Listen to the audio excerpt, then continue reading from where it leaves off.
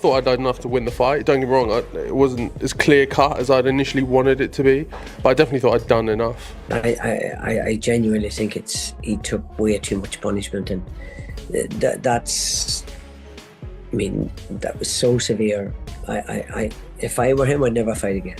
Well, Wardley showed his limitations and his lack of pedigree, and he was very crude with that right hand over the right hand attack, but he showed so much heart and guts and desire. He just kept going for it. He was never going to quit, was he? He was never going to turn around and fold or take a knee and quit in there. Fabio Wardley finally breaks his silence after the heartbreaking defeat and openly admits that the loss has left him emotionally shattered. He reveals that for the first time in his career, he feels mentally exhausted and disconnected from boxing, explaining that the punishment he absorbed inside the ring has damaged both his confidence and motivation. Fights and stuff, it can sway the judge's opinion of where they think the fight's going and how it's going out and stuff. And there's little annoyances as well, blood going to my eye and in my mouth and stuff like that. So Fabio Wardley also takes time to reflect on everything he has achieved throughout his career, speaking proudly about the memorable nights, victories, and respect he earned in boxing. While he remains thankful for the journey, he makes it very clear that he no longer wants to repeatedly endure the type of punishment he suffered in this fight. Wardley admits that there comes a point where a fighter must... Isn't it? It's great to have that part of my history now, part of my legacy, but I'm not trying to do it too many times over. Frank Warren reacts emotionally to Fabio Wardley's retirement comments and admits he hopes this is not truly the end of his boxing journey. Warren says Wardley has given fans some unforgettable fights and earned huge respect through his toughness and determination. He explains that if Wardley chooses to continue fighting, the team will stand behind him and guide him carefully moving forward. Warren also reflects on... Well, I hope that's not going to be the case for him, and if he carries on, you know, we certainly would be looking to help him in that way. But look, he's been involved in some of... Eddie Hearn raises questions about Fabio Wardley's recent decisions and suggests something felt unusual about his overall mindset heading into the fight. While praising Wardley as a loyal and respected servant to boxing, Hearn admits that the energy, confidence, and preparation around the matchup seems strange from the outside.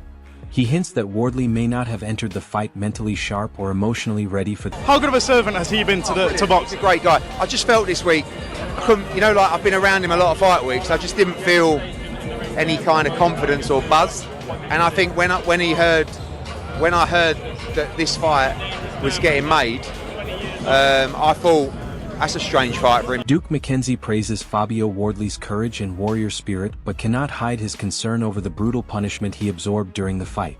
McKenzie says Wardley showed incredible toughness by continuing under heavy pressure, yet believes the physical damage may have long-term consequences for his health and future.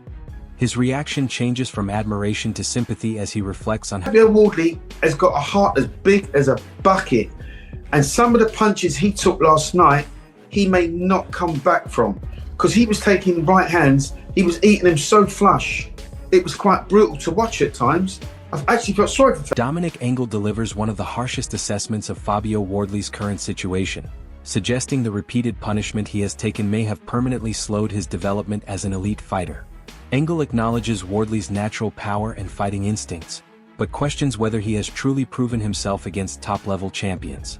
According to him, years of difficult fights and physical wars may have limited Wardley's ability to improve technically and rebuild properly.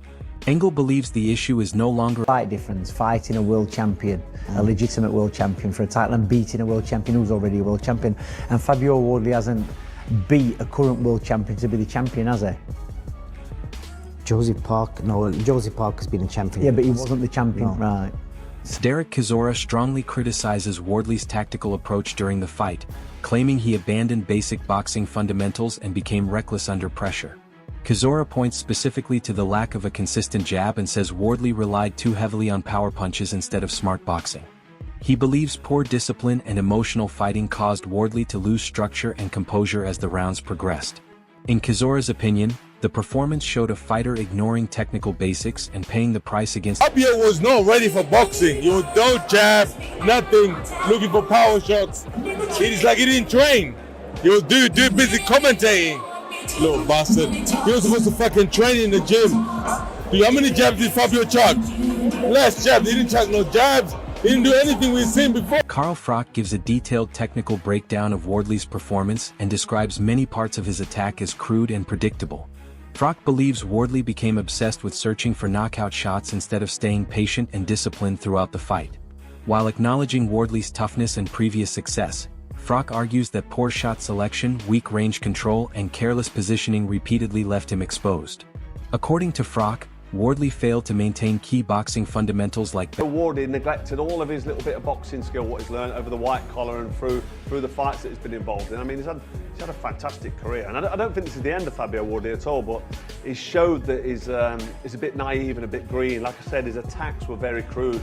I don't know what Ben Davison should have been telling him. Stop throwing that overhand right from out of range. He's looking for the knockout punch. He's not even got his feet in range. Wade Clemens delivers a deeply worrying analysis of the fight by focusing on Wardley's condition during the later rounds.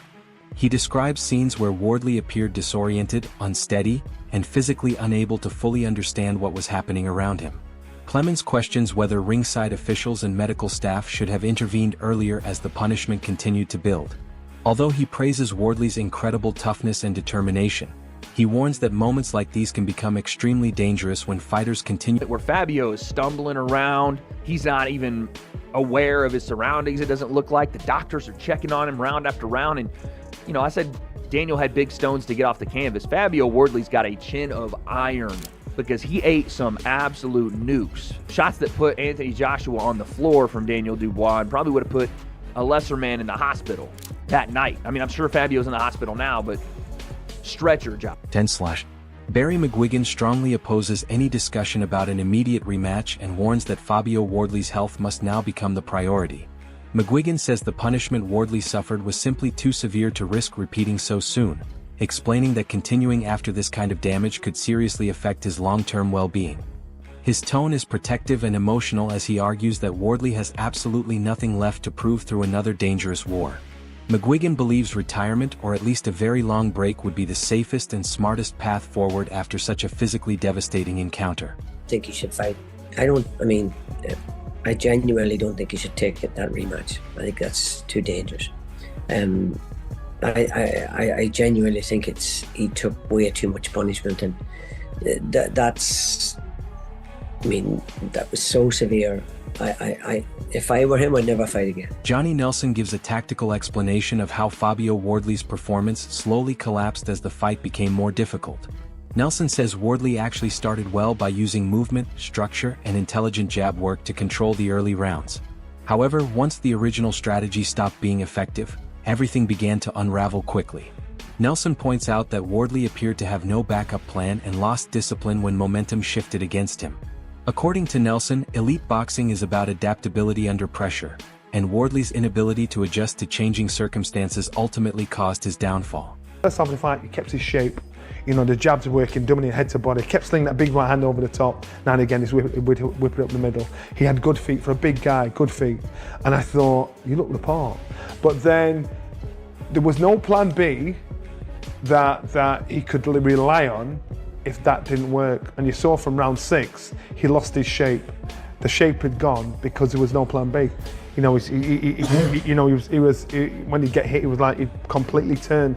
And trust me, this boy's got no cowardice. David Hay praises the contest as one of the most entertaining heavyweight fights seen in recent years and applauds both men for delivering non-stop action from start to finish. Hay highlights the bravery, aggression, and willingness both fighters showed while trading under intense pressure throughout the bout. He says this type of fight represents everything fans love about heavyweight boxing: drama, danger, emotion, and unpredictability. Hay even suggests the fight was so exciting that fans could watch it repeatedly because of the incredible intensity and warrior mentality displayed by both competitors inside the ring. I've never seen a heavyweight fight that captivating, that entertaining, round after round, backwards and forwards. The heart on these guys, the balls, the bravery. That's what you want to pay. That's what you want to. We hope every time we tune in for a heavyweight championship, you're getting that type of energy. They both gave everything they had. I could watch that 10 times. Daniel reflects emotionally on the fight and describes it as one of the toughest tests of his entire career, especially after previously dealing with defeat and criticism. He admits he felt nervous and overwhelmed during the early moments but slowly managed to regain control mentally as the fight progressed. Daniel explains that the intense corner moments, including the slaps and instructions, acted as a wake-up call that helped him reset and refocus under pressure. For him, the victory was not only about physical strength but about surviving mentally, digging deep into difficult moments. And came through that test, you know, coming off the back of a loss. I was a bit nervy to start off with and a bit all over the place, but I pulled it together and got the victory. Don Charles reacts passionately to Daniel's victory and insists nobody can question his fighter's heart, toughness, or commitment anymore. Charles dismisses every past criticism regarding weakness or quitting and says this performance completely silenced the doubters once and for all. He proudly highlights Daniel becoming a two-time heavyweight champion and describes the win as a major statement to the entire boxing world. According to Charles, this was not just another victory, it was proof of Daniel's mentality, discipline, and ability to rise through adversity, opening the door for even... Nobody could ever question this young man again. Yeah? All that quitting nonsense, nobody will ever question him again. Two-time heavyweight champion of the world under you. It sounds good, doesn't it? It does. There's more to come. There's more to come.